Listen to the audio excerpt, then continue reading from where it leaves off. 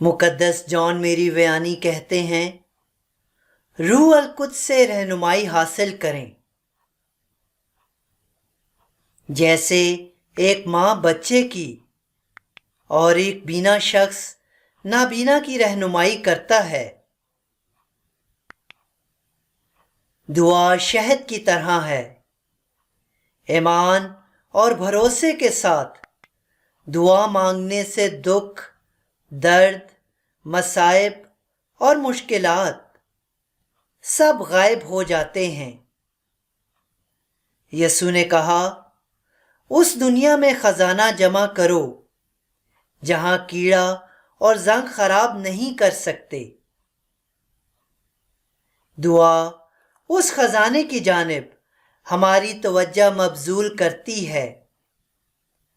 دعا کرنے کے دوران وقت اس تیزی اور خوشگواری سے گزرتا ہے کہ ہم اس کیفیت کو محسوس نہیں کر پاتے۔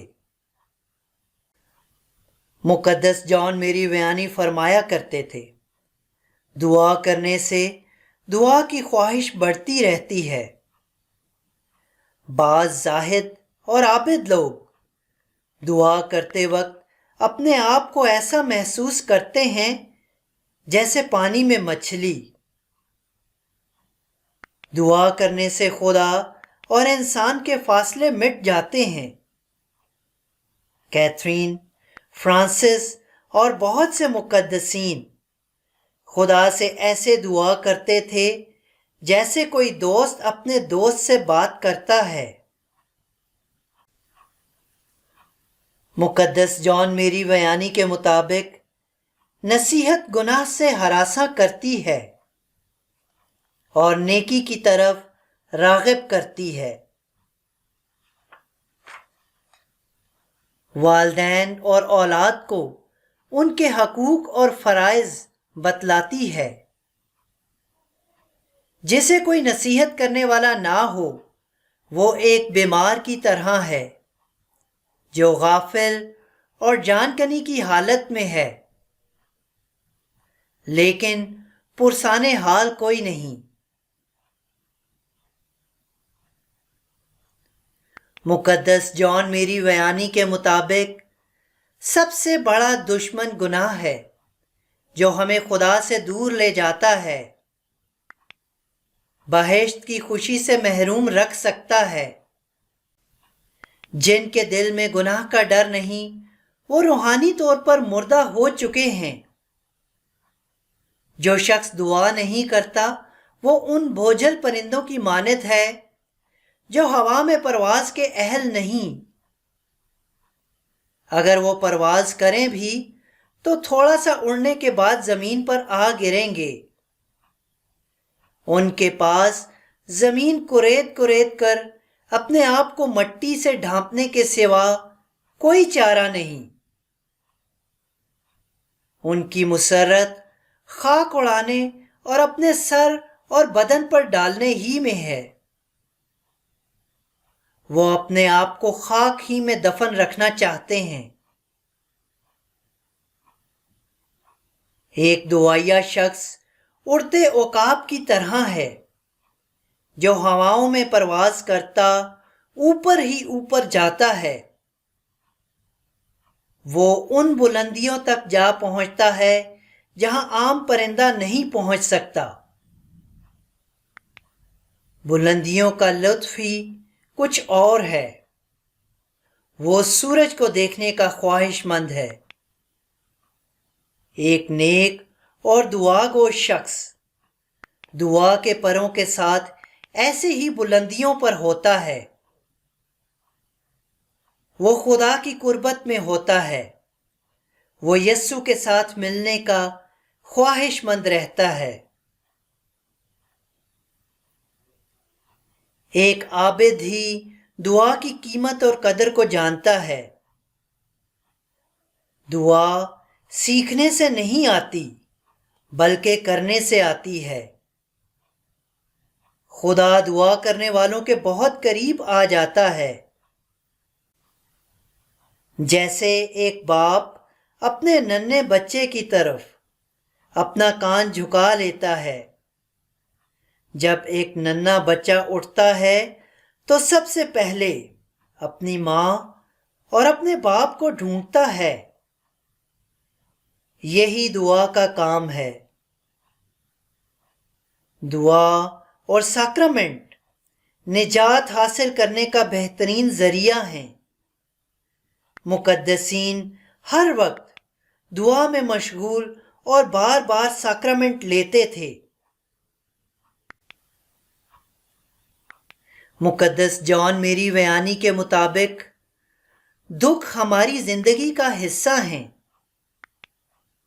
ہم نیک ڈاکو کی طرح بہشت بھی حاصل کر سکتے ہیں اور برے ڈاکو کی طرح لان تان میں بھی مصروف رہ سکتے ہیں۔ مقدسین ہمارے لیے نمونہ ہیں۔ انہوں نے خوشی کے ساتھ دکھ قبول کیے۔ صلیب بہشت کا پہلا زینہ ہے۔ کاش ہم یہ کہہ سکیں، اے میری جان، آج تجھے یسوع کی طرح کوڑے لگیں، تانے دیے گئے، تجھے ٹھٹھے میں اڑایا گیا، تجھے زخمی کیا گیا، تیری عدالت کی گئی، الزام لگے، کانٹوں کا تاج پہنایا گیا، تو یسوع کے ساتھ مصلوب ہوئی۔ آ خوشی کریں۔ اگر کوئی شخص آپ سے دریافت کرے کہ میں امیر بننا چاہتا ہوں، کیا کروں؟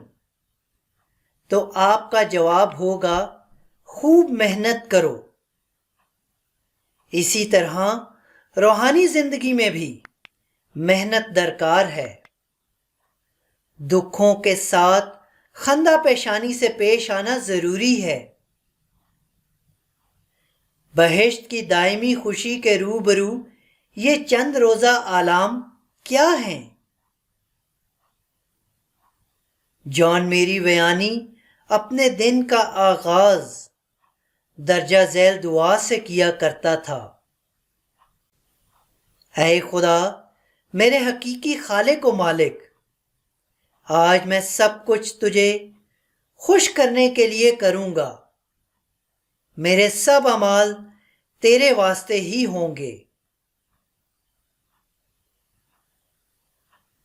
در حقیقت یہ فردوس کا پیش ذائقہ ہے۔